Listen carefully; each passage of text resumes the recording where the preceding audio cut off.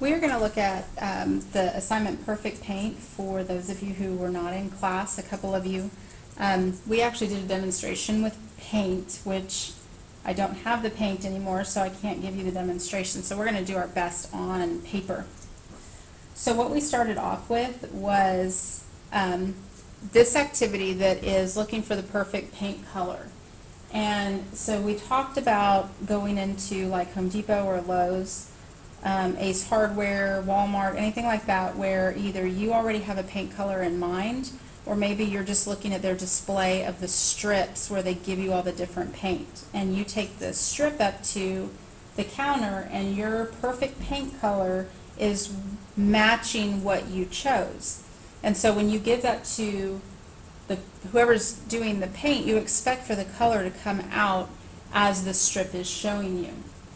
And so what we were looking at is getting this perfect paint color, and we were going to start off with a gallon of paint, 1 gallon. And for the 1 gallon, we start off with white paint, which they usually do in the stores. They all have the white paint, and then they have to add color to mix up to make your perfect color match. And so our perfect color match takes 2 drops of red. So that means we're going to have 2 drops in this 1 gallon of paint. And then they also need to add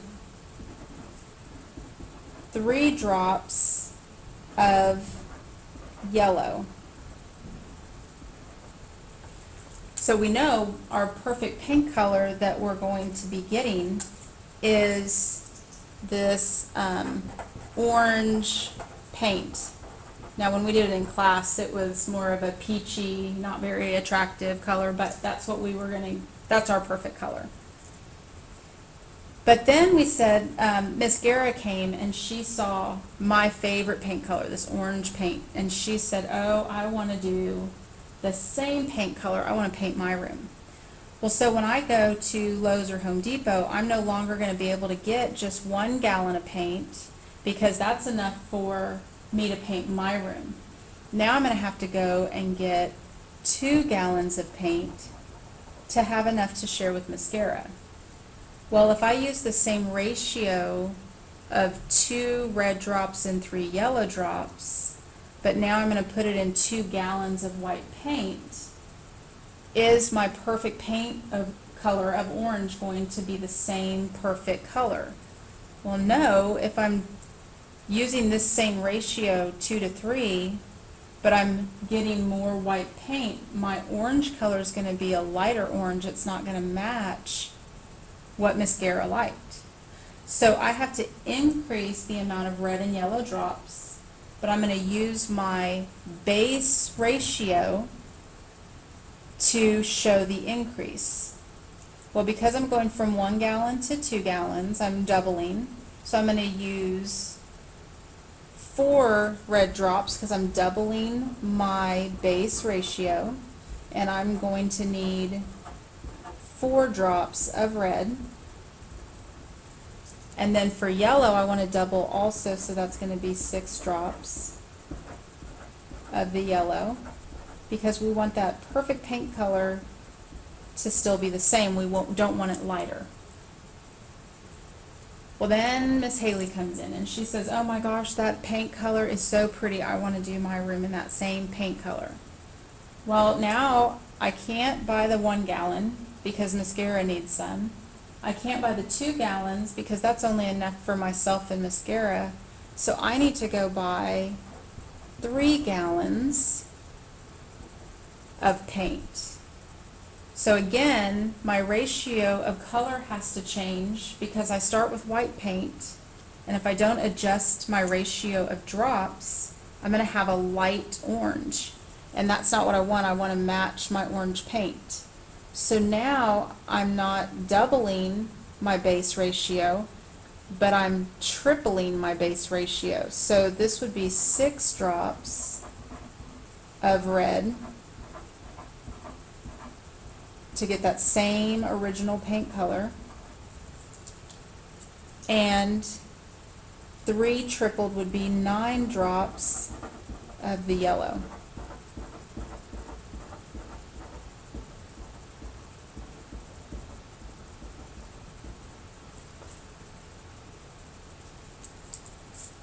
But then here comes Miss Wonderlick, and she says, oh my gosh, I love that orange paint. I want that for my room also.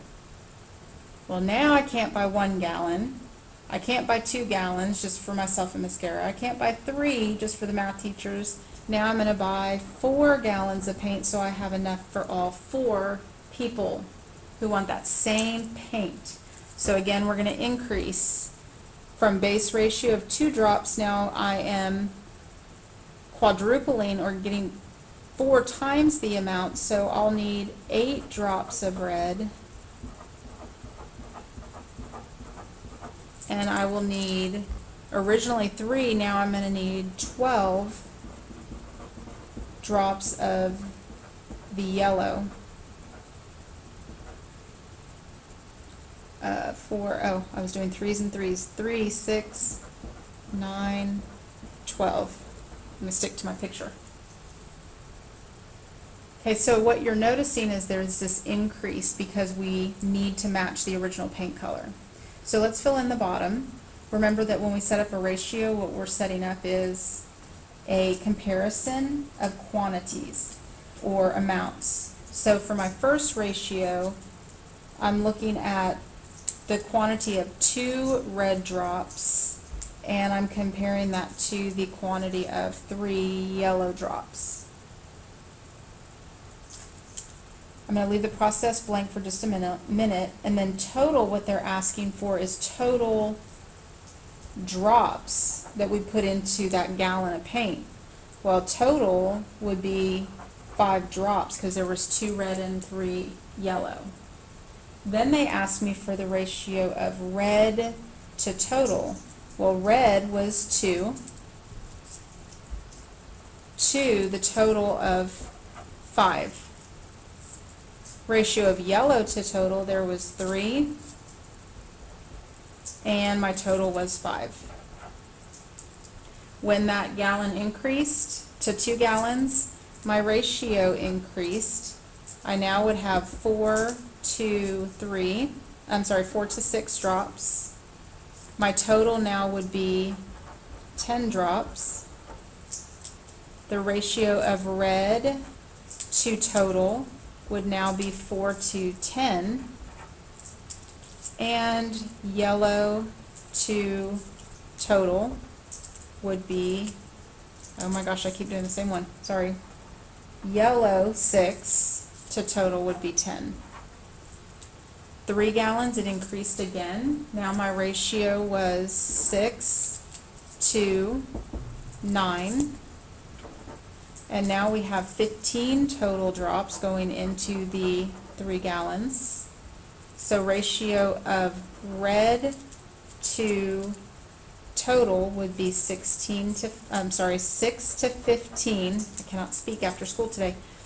And then yellow 9 to the total of 15. So you're seeing the pattern where we're increasing with the ratio, and we're also increasing with the total number of drops. So our process is asking, how do we get from one to the other? So how are we getting from the base and increasing? How do we know what to increase it by? Well, for this example, it's pretty simple because we are going in order. What I notice is when I went from 1 gallon to 2 gallons, I had to double, which is multiplying by 2.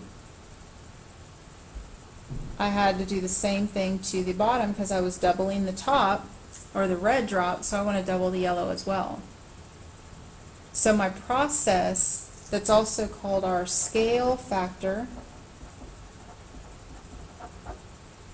from base to 2 gallons would be times 2. So our scale factor is just saying, how did we get from one to the other? Scale factor is multiplication, and we're just answering with the number.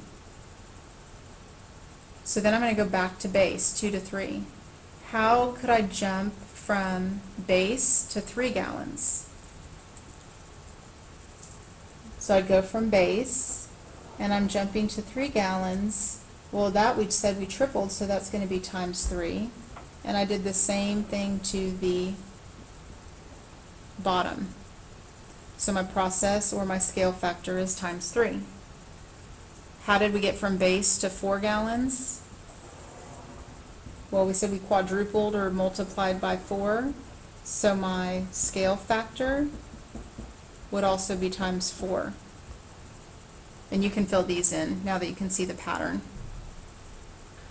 Okay, so could we predict what we would get for 10? Because notice it jumps, it's not in order anymore. So I can't just skip count. I have to be able to jump from one to the other. Well, notice when we went from 1 gallon to 2, our scale factor is times 2. From 1 gallon to 3 was times 3. From 1 gallon to 4 gallons was times 4. So we can make a prediction about what our scale factor would be if we jumped from 1 gallon to 10 gallons. Following the pattern, we should see that 1 gallon to 10 would be a scale factor of times 10. So I know 2 drops times 10 would give me 20 drops, and I'm not going to draw all those drops. The scale factor would be the same along the bottom. If I'm going to jump from 1 gallon to 10 gallons, it would be a scale factor of times 10, which we started with the base ratio of 3 drops, times 10 would be 30 drops for a big 10-gallon bucket of white paint. So my process would be times 10, or my scale factor. So I can fill all these in based on my pattern. At the end, we have C, which I always change this one to a G because we're talking about gallons. So that G stands for gallons. And this is a variable that can change. This G can be replaced with any number of gallons that we have to answer for. So like if I needed 20 gallons, I could replace the G with a 20 and solve an equation. So we're just going to set up an equation with the missing number. We start with our base of 2 red drops, and I'm just going to put a G in here. That means 2 times however many gallons I need to buy will give me the number of drops that need to go into. On the bottom, same idea, is our base ratio of drops is 3 to yellow, and then G is just going to stand for however many gallons we need. Remember that when we have side by side, and even though that's a letter, it stands for a missing number. When we have side by side, that means multiply. And so our G stands for the number of gallons that they tell us we need, whatever our problem says. So when we write the ratio, we would write 2 for our base ratio, and that would be gallons. Actually, I should make this purple to show gallons, sorry. And then looking at 3G,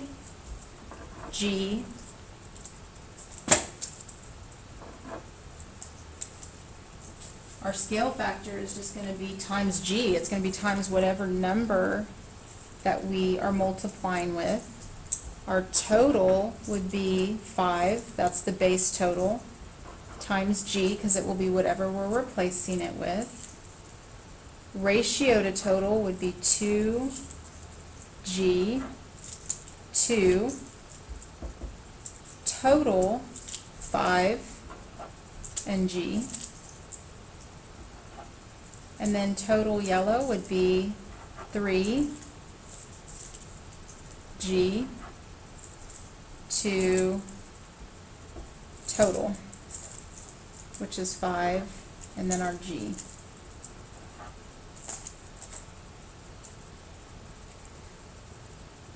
So let me give you an example of what that would look like. I'm gonna just turn this kind of to the side here. And right along the side. So what you might see is, what if our problem said, okay, G equals 12, meaning I need 12 gallons of this paint. Well, I would set that up as my my base ratio, and instead of putting G, I would put however many gallons I need. Well, I need 12. And then I'm looking at 3G, but I'm replacing G with 12. And those are side by side.